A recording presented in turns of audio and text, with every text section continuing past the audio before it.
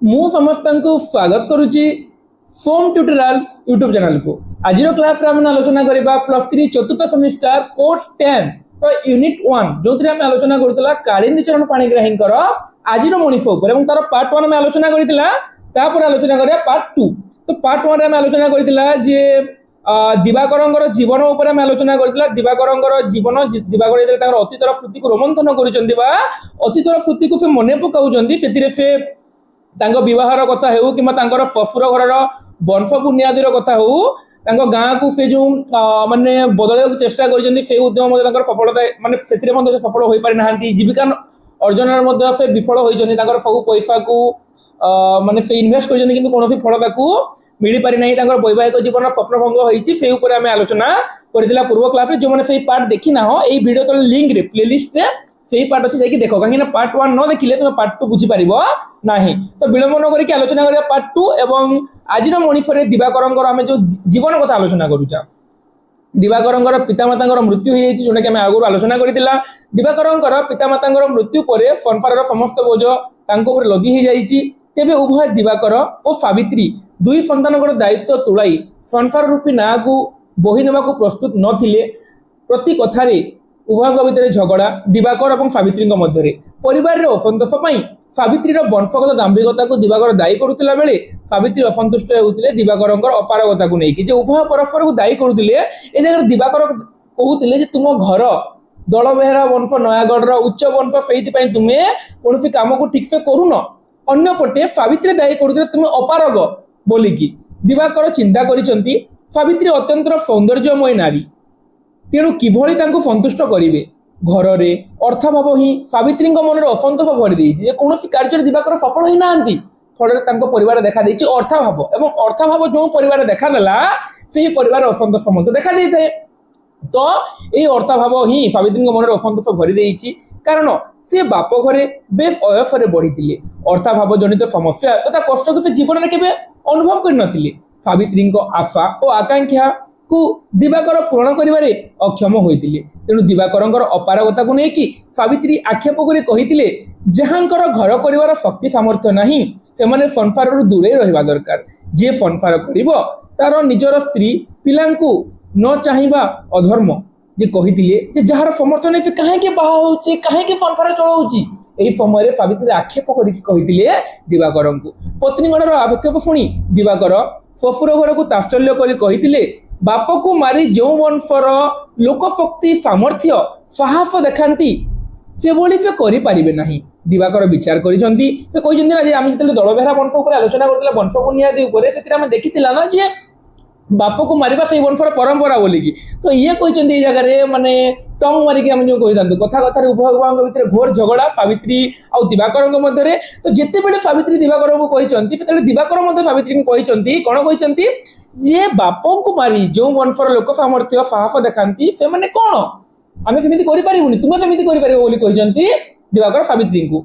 दिवाकर विचार करिसंती सावित्री केवल टंका सुना भितर बुड़ी रहबा को चाहंती। यह ही तांको पई अभिजात्य स्वामी संतान संसार ता पाखरे तुच्छ निज बाप घर संपर्क रे दिवाकर मनर आक्षेप सुनी सावित्री क्रोधित होई उठंती। ताहेले तुम पिलांको खबर आनी कि बुझ तुमे मु ए घर चले परिबिनी मु जेउ घर आसीची से घर कथा तुमे बहुत आगरु जानि सुनी मते आनिच तुमे जानिच तुमे मो वंश ऊपर कहूच मो वंश बुनियादी ऊपर तुमे कहूच तुमे जानि सुनी कि मते बाहा हिच वर्तमान तुम संतान को तुमे पालन कर मु आ बुझिबिनी।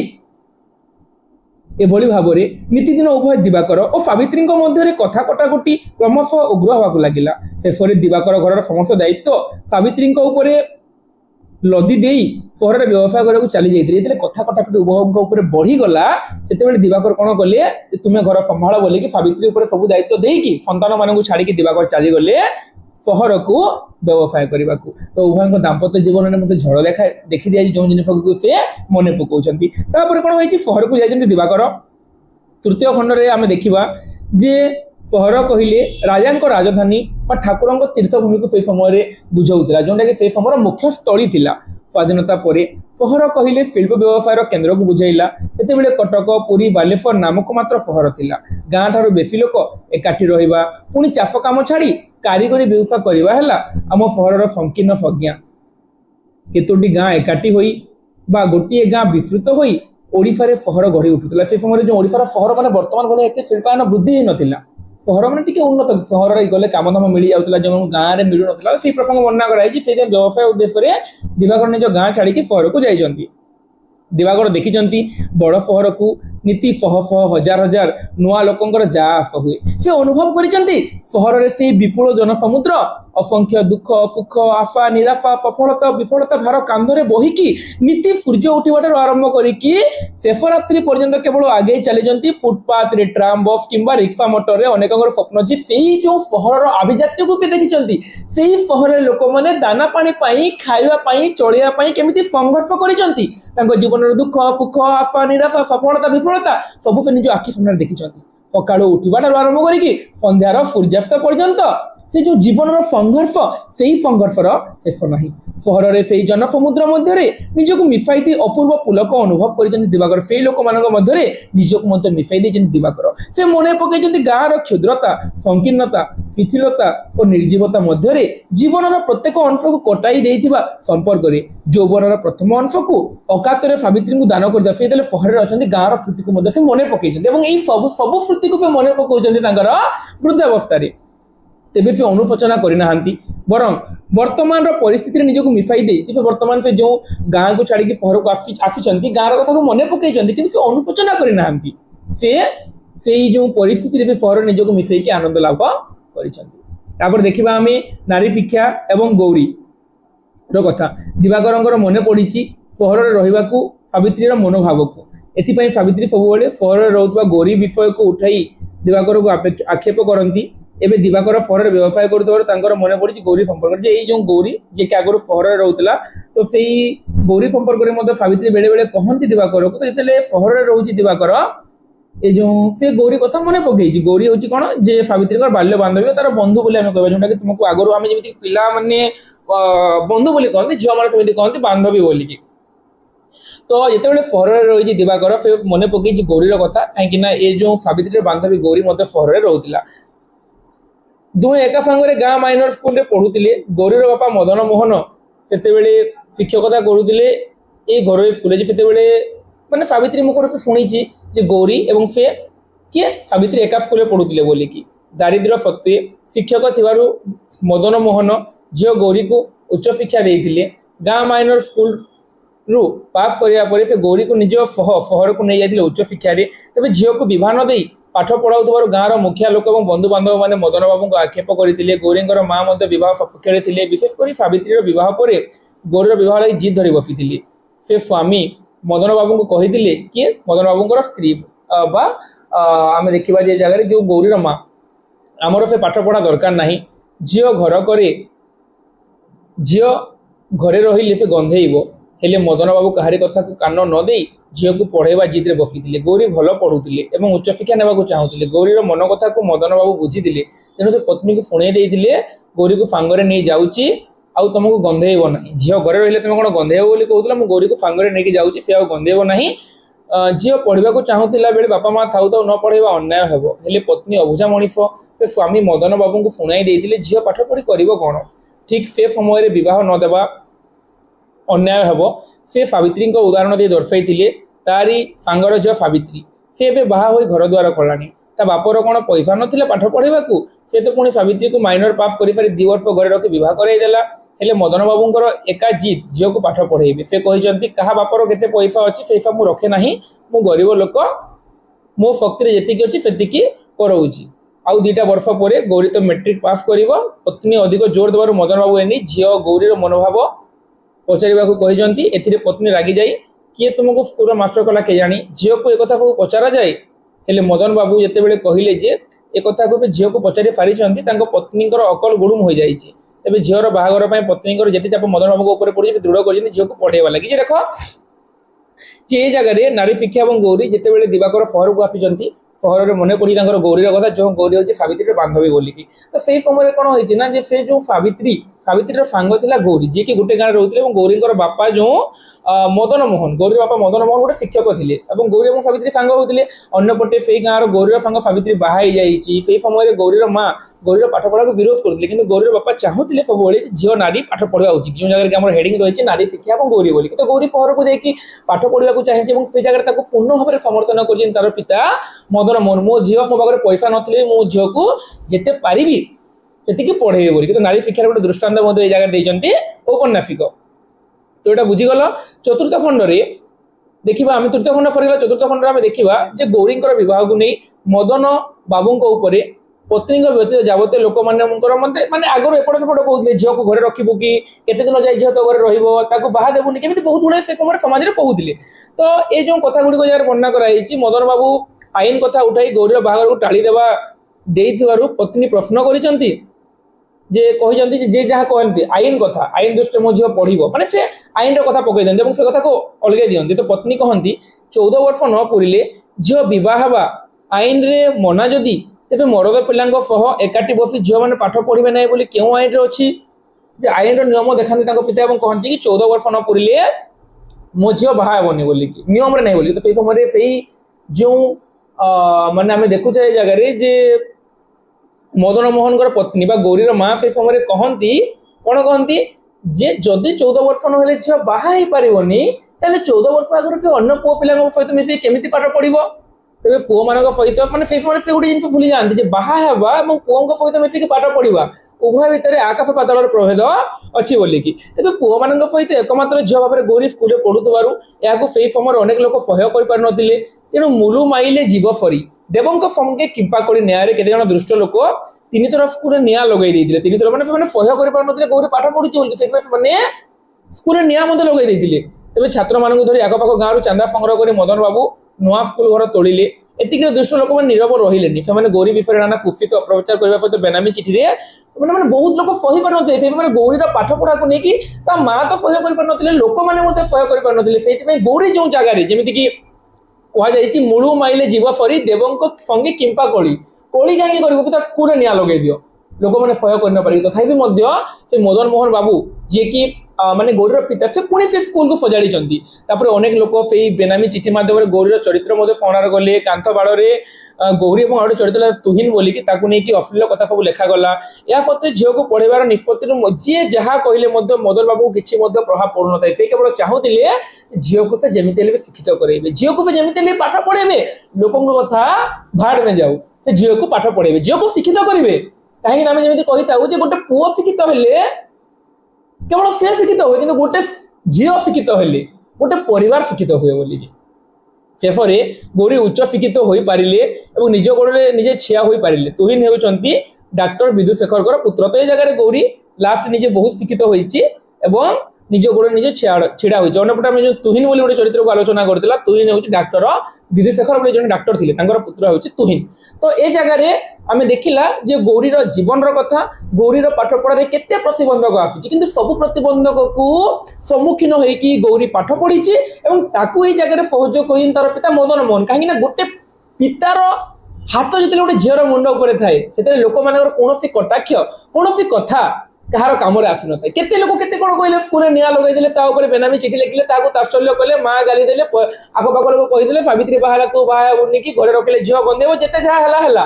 କିନ୍ତୁ ମଦନ ମୋହନ ବାବୁ ଚାହୁଁଥିଲେ ଯେ ମୋ ଝିଅ ପାଠ ପଢିବ ଏବଂ ସେ ବାପାର ସେଇ ଜିଦ୍, ଝିଅର ସେଇ ଇଚ୍ଛା ବଳରେ ସତରେ ଗୌରୀ ଶିକ୍ଷିତ ହୋଇଛି। ତ ଏଇଟା ଆମେ ଆଲୋଚନା କଲା। ଏହି ଅନୁଚ୍ଛେଦରେ ଆଗକୁ ପଢିବା ଯେ ଆମେ ଗୋଟେ ଯୋଉ ତୁହିନ ବୋଲି ଚରିତ୍ର ଦେଖୁଥିଲା, ଯୋଉ ତୁହିନ ଗୌରୀ ସାଙ୍ଗରେ ପଢୁଥିଲା, ମାନେ ତୁହିନ ଆଉ ଗୌରୀକୁ ନେଇକି ବହୁତ ଗୁଡେ ମିଛ ଚିଠି ପତ୍ର ମଧ୍ୟ ବାହାରୁଥିଲା। ତ ସେଇ ତୁହିନ ହେଉଛି ଡାକ୍ତର ବିଦୁଶେଖରଙ୍କର ପୁତ୍ର। ଆଉ ପିଲାମାନେ ଆଉ ଗୋଟେ କଥା କହୁଛି ତୁମକୁ, ଯୋଉମାନେ ବି କହୁଛ ଯେ ସାର୍ ସ୍ପିଡ ପଢଉଛନ୍ତି ବୋଲିକି, କାହିଁକିନା ମୋର ପଢେଇବାର ୱେ ହିଁ ଏମିତି, କାହିଁକିନା ମୁଁ ସ୍ଲୋ କହିଲେ ନିଜେ ମୁଁ ବୁଝିପାରିନି ମୁଁ ତୁମକୁ କଣ କହୁଛି ବୋଲିକି, ଟିକେ ସ୍ପିଡ ହେଇଯାଏ। ଆଉ ଏଇଟା ବେଶୀ ସ୍ଲୋ କହିଲେ ତୁମକୁ ବୋରିଂ ଲାଗିବ, କାହିଁକିନା ତୁମକୁ ଯଦି ଏମିତି ପଢେଇବି ଯେ ତୁହିନ ଆଉ ଗୌରୀ ଏକା ସାଙ୍ଗରେ ପଢୁଥିଲେ, ଗୌରୀର ପିତା ମନା କଲେ, ସରି ଗୌରୀର ପିତା ସମର୍ଥନ କଲେ, ଏମିତି ଯଦି ପଢେଇବେ ତାହେଲେ ତୁମକୁ ବୋରିଂ ଲାଗିବ। ତେଣୁ ତୁମକୁ ଯଦି ମୁଁ ଯୋଉ ସ୍ପିଡ ପଢଉଛି, ଯଦି ତୁମକୁ ଲାଗୁଛି ସାର୍ ସ୍ପିଡ ପଢଉଛନ୍ତି ବୋଲିକି, ଦେନ୍ ତୁମକୁ ବାରମ୍ବାର ମୁଁ କହୁଛି ସେଇଟା ତୁମର ସେଟିଂ ଅଛି 0.75 ରେ, ୟୁଟ୍ୟୁବର ସେଟିଂରେ ତୁମେ ଦେଖ, ତୁମକୁ ଅଟୋମେଟିକ ସ୍ଲୋ ଲାଗିବ। ଆଉ ଯାହାକୁ ଯିଏ ମୋ ଚ୍ୟାନେଲ ଆଗରୁ ପଢୁଛ ଦୀର୍ଘ ଦିନରୁ, ତାକୁ ଅଟୋମେଟିକ ସବୁ ଜିନିଷ ମାନେ ବୁଝିପାରୁଥିବ ମୁଁ ତୁମକୁ ଯାହା କହୁଛି। ତାପରେ ଆମେ ଦେଖିବା ଡାକ୍ତର ବିଦୁଶେଖର ଏବଂ ମଦନ ମୋହନଙ୍କର ମହାନତା। ମଦନ ବାବୁଙ୍କର ଅତି ଘନିଷ୍ଠ ବନ୍ଧୁ ହେଉଛନ୍ତି ଡାକ୍ତର ବିଦୁଶେଖର। ଏ ଯୋଉ ମଦନଙ୍କର ଝିଅ ହେଉଛି ଗୌରୀ ଆଉ ବିଦୁଶେଖରଙ୍କର ପୁଅ ହେଉଛି ତୁହିନ। ତ ଏଇ ମଦନ ମୋହନ ଆଉ ବିଦୁଶେଖର ମଧ୍ୟ କ'ଣ ଥିଲେ ବଧୂଶେଖର ଦେଇଛି, ଏଇଟା ହେଉଛି ବିଦୁଶେଖର। ହଁ, ବିଦୁଶେଖର ସାଙ୍ଗ ଥିଲେ। ବିଦୁଶେଖର ସହରରେ ବଡ଼ ଡାକ୍ତର।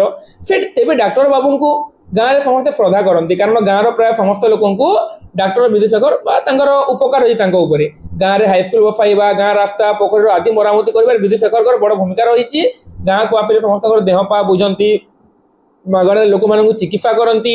ମଫସଲରେ ଶିକ୍ଷାର ପ୍ରସାର ଲାଗି ବିଦୁଶେଖରଙ୍କର ଉଦ୍ୟମରେ ସହାୟତା କରିଥିଲେ ମଦନ ବାବୁ। ତେଣୁ ଉଭୟଙ୍କ ଭିତରେ ବନ୍ଧୁତା ବେଶ ନିବିଡ଼। ବିଦୁଶେଖର ଏବଂ ମଦନ ମୋହନଙ୍କ ମଧ୍ୟରେ ସବୁବେଳେ ପ୍ରତିଦ୍ୱନ୍ଦିତା ଲାଗି ରହେ ଗାଁର ଲୋକଙ୍କ ଉପକାର କରିବାକୁ ନେଇ। ମାନେ ଏପଟେ ଆମେ ଦେଖିବା ଯେ ଉଭୟଙ୍କ ଭିତରେ ପ୍ରତିଦ୍ୱନ୍ଦିତା ଯେ କିଏ ଗାଁର ଲୋକମାନଙ୍କର ହିତ କରିବ ବୋଲିକି, ଅନ୍ୟର ଉପକାର କରିବାର ମନୋଭାବକୁ ନେଇ ଉଭୟ ପରସ୍ପର ନିକଟତର ହୋଇଥିଲେ ଏବଂ ସେମାନଙ୍କର ସମ୍ବନ୍ଧ ନିବିଡ଼ତର ହୋଇଥିଲା। କାହାର? ବିଦୁଶେଖର ମାନେ ତୁହିନର ପିତାର ଆଉ ଗୌରୀର ପିତାଙ୍କର। ବିଦୁଶେଖର ସହରରେ ସରକାରୀ ଡାକ୍ତର ଭାବରେ କାର୍ଯ୍ୟ କରୁଥିବାରୁ ସମୟ ତାଙ୍କ ପାଖରେ ଅଭାବ ଥାଏ। ତେବେ ସାମାନ୍ୟ ଟିକେ ଫୁର୍ସତ ପାଇଲେ ସେ ଗାଁକୁ ଛୁଟି ଆସନ୍ତି। ଗାଁ ସହିତ ତାଙ୍କର ସମ୍ପର୍କ ବେଶ ଅନ୍ତରଙ୍ଗ। ଗାଁର ସର୍ବାଙ୍ଗୀନ ଉନ୍ନତି କରିବା ବିଦୁଶେଖରଙ୍କର ଲକ୍ଷ୍ୟ ହୋଇଥିଲା ବେଳେ ମଦନ ବାବୁ ଗାଁ ଲୋକଙ୍କୁ ଶିକ୍ଷିତ କରିକି ବିକାଶ ମାର୍ଗ ପ୍ରଶସ୍ତ କରିବାକୁ ଚାହାନ୍ତି। ମାନେ ଏଇ ଦି ଜଣ ଯାକ ଯେମିତିକି ଆମର ହେଡିଂ ଦେଇଛି ଯେ ଉଭୟଙ୍କର ମହାନତା, ଉଭୟ ଚାହାନ୍ତି ଗାଁର ଲୋକମାନଙ୍କ ହିତ କରିବା ପାଇଁ। ଗୋଟେ ପଟେ ବିଦୁଶେଖର ଏବଂ ଅନ୍ୟ ପଟେ ମଦନ ମୋହନ। ମଦନ ମୋହନ ଗାଁରେ ରହନ୍ତି, କିନ୍ତୁ ବିଦୁଶେଖର ସହରରେ ଡାକ୍ତର ଥିଲେ ମଧ୍ୟ ଗାଁକୁ ସମୟ ପାଇଲେ ଆସିକି ଲୋକମାନଙ୍କର ହିତ କରିବା ପାଇଁ ସେ ଚେଷ୍ଟା କରନ୍ତି। ତାପରେ ଆମେ ଦେଖିବା ଦ୍ୱିତୀୟ ବିଶ୍ୱଯୁଦ୍ଧ ଏବଂ ବିଦୁଶେଖରଙ୍କର ବର୍ମା ଯାତ୍ରା ପ୍ରସଙ୍ଗ। ଦ୍ୱିତୀୟ ମହାସମରର ତାଣ୍ଡବ ଲୀଳା ବର୍ମା ସୀମାନ୍ତରେ ସେତେବେଳେ ଭୟଙ୍କର ରୂପ ନେଇଥାଏ। ପ୍ରଥମ ବିଶ୍ୱଯୁଦ୍ଧ 1914ରୁ 1918 ମସିହାରେ ଘଟିଥିବା ବେଳେ ଯୁଦ୍ଧର ନିଆଁ ମାଟି ଓ ସମୁଦ୍ର ମଧ୍ୟରେ ସୀମାବଦ୍ଧ ଥିଲା। ସେଇ ସମୟରେ ଏହାର 20 ବର୍ଷ ପରେ ଯେତେବେଳେ ଦ୍ୱିତୀୟ ବିଶ୍ୱଯୁଦ୍ଧ, ସେଇ ନିଆଁ ଆକାଶକୁ ଯେଉଁ ଆଗରୁ ଯେଉଁ ଯୁଦ୍ଧ ହେଇଥିଲା ସେତେ ଉନ୍ନତ ଟେକ୍ନୋଲୋଜି ନଥିଲା, ସେତେ ଅଧିକ ବୋମା, ସେତେ ଅଧିକ ମାନେ କିଛି ନଥିଲା। ତ ସେଟା କେବଳ ମାନେ ମାଟିରେ ଏବଂ ସମୁଦ୍ର ମଧ୍ୟରେ ସୀମାବଦ୍ଧ ଥିଲା ପ୍ରଥମ ବିଶ୍ୱଯୁଦ୍ଧ। କିନ୍ତୁ ଦ୍ୱିତୀୟ ବିଶ୍ୱଯୁଦ୍ଧରେ କ'ଣ ହେଲା, ସେଇ ଯୁଦ୍ଧର ନିଆଁ ଆକାଶକୁ ବ୍ୟାପିଗଲା। ବର୍ତ୍ତମାନ ଧୀରେ ଧୀରେ ଦ୍ୱିତୀୟ ବିଶ୍ୱଯୁଦ୍ଧ ହେଇଗଲା। ଦ୍ୱିତୀୟ ବିଶ୍ୱଯୁଦ୍ଧ ପରେ ଶୀତଳ ଯୁଦ୍ଧ ଆମେ ଦେଖିଲା, ଭିତରେ ଯୁଦ୍ଧ ହେଲା। ବର୍ତ୍ତମାନ ଯେଉଁ ଯୁଦ୍ଧ ଗୁଡ଼ିକ ହେଉଛି ଆମର ଯେଉଁ ଇସ୍ରାଏଲ ଇରାନ ଆମେରିକା ଭିତରେ, ମାନେ ଇରାନ ସହିତ ଲଢ଼େଇ କରୁଛନ୍ତି ଏଇ ଯେଉଁ ଆମର ମାନେ ଇସ୍ରାଏଲ ଆଉ ଆମେରିକା ମିଶିକି। ତାପରେ ସେପଟେ ଆମେ ଦେଖୁଥିଲା ଯେ ଆମର ଯେଉଁ ରୁଷ ଆଉ ୟୁକ୍ରେନ ଯୁଦ୍ଧ ହେଉଥିଲା, ମଝିରେ କିଛି ଦିନ ପାଇଁ ଭାରତ ପାକିସ୍ତାନ ଯୁଦ୍ଧ ହେଲା। ତ ଯେଉଁ ଯୁଦ୍ଧ ଗୁଡ଼ିକ ହେଉଛି ବର୍ତ୍ତମାନ ଟେକ୍ନୋଲୋଜି ବହୁତ ଉନ୍ନତ, ବିଭିନ୍ନ ବୋମା ଗୁଡ଼ିକ ବାହାରିଲାଣି, ବିଭିନ୍ନ ରକେଟ ଗୁଡ଼ାକ ବାହାରିଲାଣି। ତ ଯୁଦ୍ଧ ଆଉ ଟିକେ ମାନେ ତୀବ୍ର ହେଉଛି, କିନ୍ତୁ ଆଗରୁ ସେ ଜିନିଷ ଗୁଡ଼ିକ ନଥିଲା। ତ ଦ୍ୱିତୀୟ ବିଶ୍ୱଯୁଦ୍ଧ ସମୟରେ ଯେଉଁ ନିଆଁ ମାନେ ପ୍ରବଳ କ୍ଷୟକ୍ଷତି ହେଲା ସେ କଥା ବର୍ଣ୍ଣନା କରାଯାଇଛି। এই ଯୁଦ୍ଧରେ ସମ୍ପୃକ୍ତ ସୈନ୍ୟ ଯେତିକି ମୃତାହତ ହେଲେ ତାଠାରୁ ଅନେକ କୋଣରେ ମୃତାହତ ହେଲେ। ଯୁଦ୍ଧର ବହୁତ ଦୂରରେ ଥିବା ଶାନ୍ତ ନିରୀହ ଗ୍ରାମବାସୀ ସେଇ ଲୋକମାନେ ମଧ୍ୟ ବହୁତ ଭାବରେ, ମାନେ ସୈନ୍ୟମାନେ ତ ମଲେ, ଲୋକମାନଙ୍କ ଉପରେ ମଧ୍ୟ ସେ ବୋମା ଗୁଡ଼ିକ ପକେଇ ଦିଆଗଲା, ସେମାନେ ମଧ୍ୟ ମୃତ୍ୟୁବରଣ କଲେ। ଦୋକାନ ବଜାର, ସ୍କୁଲ କଚେରୀ, ସିନେମା ଥିଏଟର, ଗିର୍ଜା ମନ୍ଦିର, ଡାକ୍ତରଖାନା ଆଦି ଯୁଦ୍ଧର ପ୍ରଭାବରୁ ମୁକ୍ତ ରହିପାରିନଥିଲା। ଫଳରେ ଯୁଦ୍ଧରେ ସମସ୍ତେ ପ୍ରତ୍ୟକ୍ଷ ଏବଂ ପରୋକ୍ଷ ଭାବରେ ସମ୍ପୃକ୍ତ ହେଇଗଲେ ଦ୍ୱିତୀୟ ବିଶ୍ୱଯୁଦ୍ଧରେ। କାହିଁକିନା ସେ ସମୟରେ ଦେଖିବା ଯେ ଭାରତ ଡାଇରେକ୍ଟଲି ଲଢ଼ୁନଥିଲେ, ଯେହେତୁ ଭାରତ ଉପରେ ଇଂରେଜ ମାନଙ୍କର ହକ୍ ଥିଲା।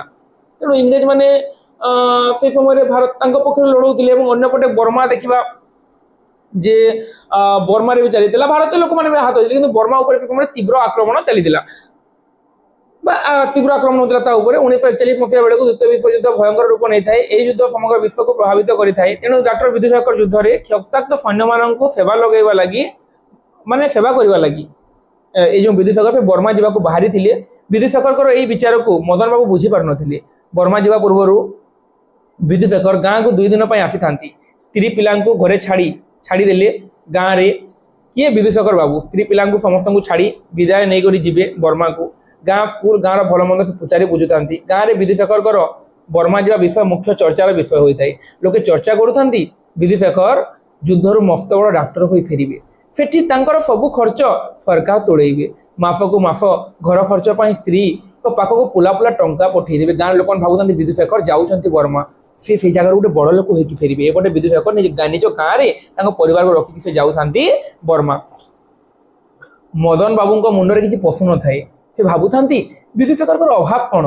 ଗାଁରେ ବିପୁଳ ସମ୍ପତ୍ତି ରହିଛି, ପୁଣି ଅଳ୍ପ ଦିନ ମଧ୍ୟରେ ଡାକ୍ତର ଭାଇ ଭଲ ନାଁ କମେଇ ସାରିଲାଣି। ଏଭଳି ପରିସ୍ଥିତିରେ ଯୁଦ୍ଧକୁ ସେ ଯିବେ କ'ଣ ପାଇଁ? ପୁଣି ଯୁଦ୍ଧ ଚାଲିଛି ଜାପାନ ବିରୋଧରେ ଇଂରେଜଙ୍କର।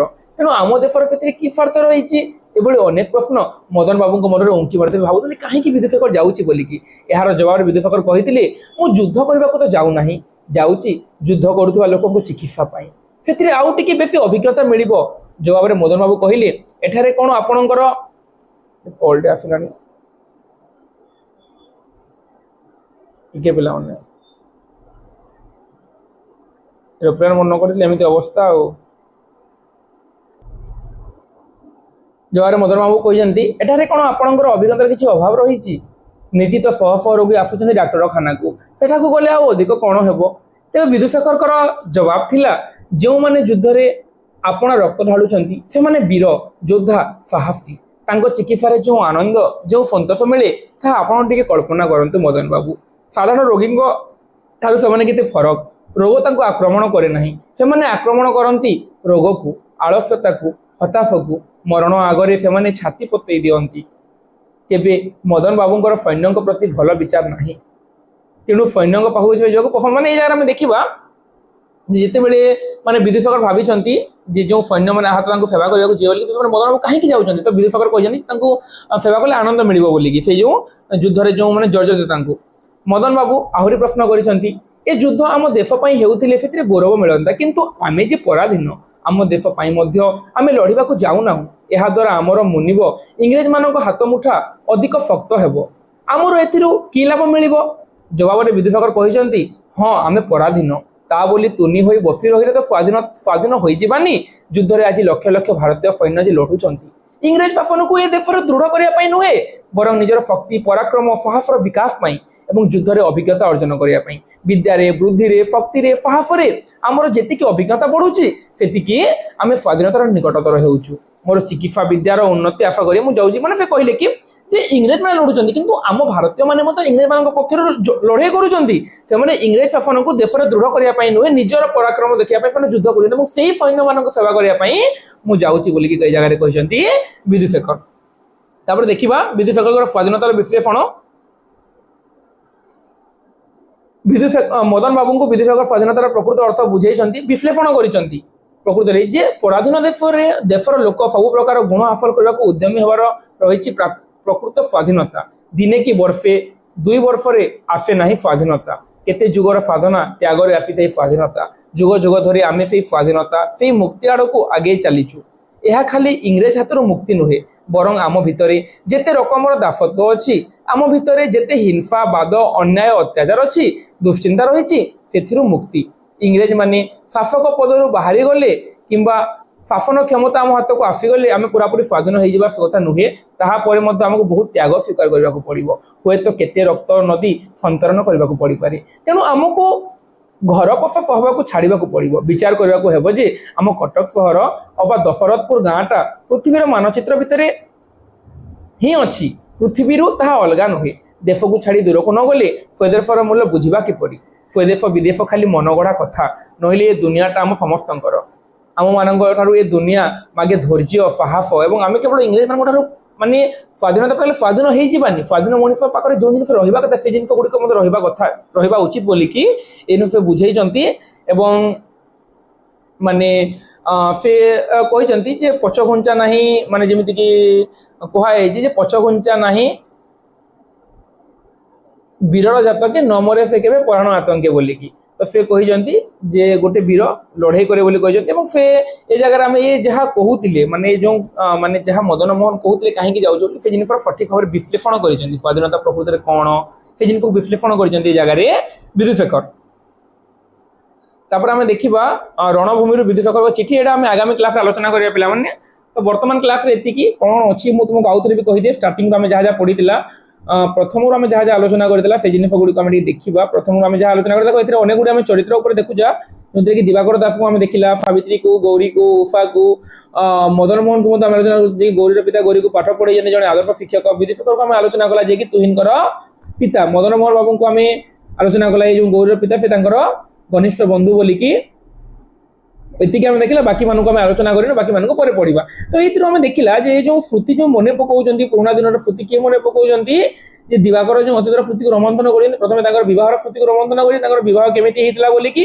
गौरी और उषांगर कथा जगह वर्णना कर चरित्र को लेकिन शशुर घर अजब माने दिवाकर शशुर घर सावित्री परिवार घर वंश परिचय आम देखला केमिति से जो नयागढ़ दलबेहरा वंशर कथा आम देखला गाँव बदलवा जो चेष्टा कर दिवाकर गाँव में जो खराब जिन गुड़ा से जिन को परिवर्तन करने चेष्टा कर सफल हो पारि ना दिवाकर से जिन आम देखला आम देखला जे पैसा से कमे कर परिवार को प्रतिपोषण कर पारि ना दिवाकर से देखला आम वैवाहिक जीवन स्वप्नभंग जहाँ चाहूले से जिन पाई नथिले ତାଙ୍କର ଯୋଉ ବୈବାହିକ ଜୀବନରେ ଯୋଉ ସ୍ୱପ୍ନ ଦେଖିଲେ ସେଟା ଭଙ୍ଗ ହେଇଛି ସେଟା ଆମେ ଦେଖିଲା। ଦାମ୍ପତ୍ୟ ଜୀବନରେ ବାରମ୍ବାର କଳହ ଲାଗିଛି ଉଭୟଙ୍କ ଭିତରେ, ସ୍ୱାମୀ ସ୍ତ୍ରୀଙ୍କ ମଧ୍ୟରେ, ସେଟା ମଧ୍ୟ ଆମେ ଆଲୋଚନା କଲା। ଫରକୁ ଯାଇଛନ୍ତି ଦିବାକର, ଫରରେ ସେ ମାନେ ଜାଣିଛନ୍ତି ଯେ ଗୌରୀର କଥା, ଗୌରୀ ଥିଲା ବୋଲିକି ଗୌରୀର କଥା ସେ ମନେ ପକେଇଛନ୍ତି। ଗୌରୀର ପିତାର କଥା କେମିତି ତାଙ୍କୁ ପାଠ ପଢେଇଛନ୍ତି, ଯାହା ଦେଖିଲା ନାରୀ ଶିକ୍ଷା ଏବଂ ଗୌରୀ, ନାରୀ କେମିତି ପାଠ ପଢିଛି ଗୌରୀ ଏବଂ ତାକୁ ମଦନ ମୋହନ କେମିତି ପାଠ ପଢିଛନ୍ତି ସେ ଜିନିଷ ଆମେ ଦେଖିଲା। ତାପରେ ଦ୍ୱିତୀୟ ବିଶ୍ୱଯୁଦ୍ଧ ଦ୍ୱାରା ସେଇ ସମୟରେ ଯୋଉ ବିଦୁସାଗର ବର୍ମା ଯିଏକି ତୁହିଁର ପିତା ସେ ଯାଇଛନ୍ତି ବର୍ମାକୁ ଦ୍ୱିତୀୟ ବିଶ୍ୱଯୁଦ୍ଧରେ ଆହତ ସୈନ୍ୟମାନଙ୍କର ସେବା କରିବା ପାଇଁ। ସେ ଜିନିଷକୁ ମଦନ ମୋହନ ମନା କରୁଥିଲେ କିନ୍ତୁ ସେ ଯାଇଛନ୍ତି ଏବଂ ମଦନ ମୋହନ କୁ ବିଦୁସାଗର କଣ କରିଛନ୍ତି ସ୍ୱାଧୀନତାର ଅର୍ଥ କଣ ସେ ଜିନିଷକୁ ବିଶ୍ଳେଷଣ କରିକି ବୁଝେଇଛନ୍ତି। ଏତିକି ପର୍ଯ୍ୟନ୍ତ ଆମେ ବର୍ତ୍ତମାନ କ୍ଲାସରେ ଆଲୋଚନା କଲା ଏବଂ ଆଶା କରୁଛି ସମସ୍ତେ ବୁଝିପାରିଥିବ ବୋଲି। ଏଇଟା ସରିଗଲା ଆମର ପାର୍ଟ 2। ଆଶା କରୁଛି ପିଲାମାନେ ଯାହା ବି ପଢଉଛି ତମାନେ ବୁଝିପାରୁଥିବ ବୋଲି। ଆଉ ଦୁଇଟା ଖଣ୍ଡେ ପାର୍ଟ ଲାଗିବ, ମୁଁ ବହୁତ କମ ଟାଇମ ଭିତରେ ଦିନେ ଦୁଇ ଦିନ ଭିତରେ ତୁମର ଏଇ ଯାହା ବି ରହିଲା ଏଇ ଯୋଉ ଏଟାକୁ ସାରିଦେବି। ଦିନେ ଦୁଇ ଦିନ ଭିତରେ ସରିଯିବ। ଯଦି ହେଇପାରିବ କାଲି ସଣ୍ଡେ ଅଛି, କାଲି ଯଦି ସରିଯିବ ତାପରେ ମୁଁ ତୁମକୁ ପଢେଇବି ପରଜା ବି ଦୁଇଟା ଖଣ୍ଡେ କ୍ଲାସରେ ସରିଯିବ। ତ ଆମର ଗୋଟେ ଉପନ୍ୟାସ ସରିଛି ଲଛମା ବୋଲିକି, ତାପରେ ଏଟା ସରିଯିବ ଆଜିର ମୂଳ। ତାର ତିନିଟା ଉପନ୍ୟାସ ସରିଗଲେ ବି ଆମର ରେବତୀ ଗୋଟେ ଗଳ୍ପ ସରିଛି, ଆଉ ଦୁଇ ତିନିଟା ଏଟଲିଷ୍ଟ ମିନିମମ୍ ତୁମର ରାଜେନ୍ଦ୍ର ୟୁନିଭର୍ସିଟିର ସେମିଷ୍ଟାର ଆଗରୁ ଦୁଇ ତିନିଟା ଗଳ୍ପ ହେଲେ ଏଟଲିଷ୍ଟ ପଢେଇଦେବି। ସବୁ ଯଦି କମ୍ପ୍ଲିଟ୍ ହେଇନି ବି ନ ବି ପାରିବ, ଯାହା ଏକ୍ଜାମ ଖରା ଛୁଟି ପରେ ଅଛି ତାଙ୍କ ବେଳକୁ ତ ଅଲରେଡି ସବୁ ସିଲାବସ୍ କଭର ହେଇ ସାରିଥିବ। ତ ଆଶା କରୁଛି ସମସ୍ତେ ବୁଝିପାରିଥିବ ବୋଲି। ଯାହା ବୁଝି ନ ପାରିଥିବ ଭିଡ଼ିଓ ଦେଲେ ତମେ ମୋତେ କମେଣ୍ଟ କରିକି ପଚାରି ପାରିବ। ভিডিওটিକୁ ଶେଷ ପର୍ଯ୍ୟନ୍ତ ଦେଖିଥିବାରୁ ସମସ୍ତଙ୍କୁ ହୃଦୟରୁ ଧନ୍ୟବାଦ। ଜୟ ଜଗନ୍ନାଥ, ଜୟ ମା ସମଲେଇ। ପୁଣି ଦେଖା ହେବା ଆମେ ଆଗାମୀ ଭିଡ଼ିଓରେ ଏବଂ ସେଥିରେ ଆଲୋଚନା କରିବା ଏହି ଉପନ୍ୟାସ ଆଜିର ମଣିଷ ଉପନ୍ୟାସର ଦିବାକର ଜୀବନର କଥାର ପାର୍ଟ 3 ଉପରେ।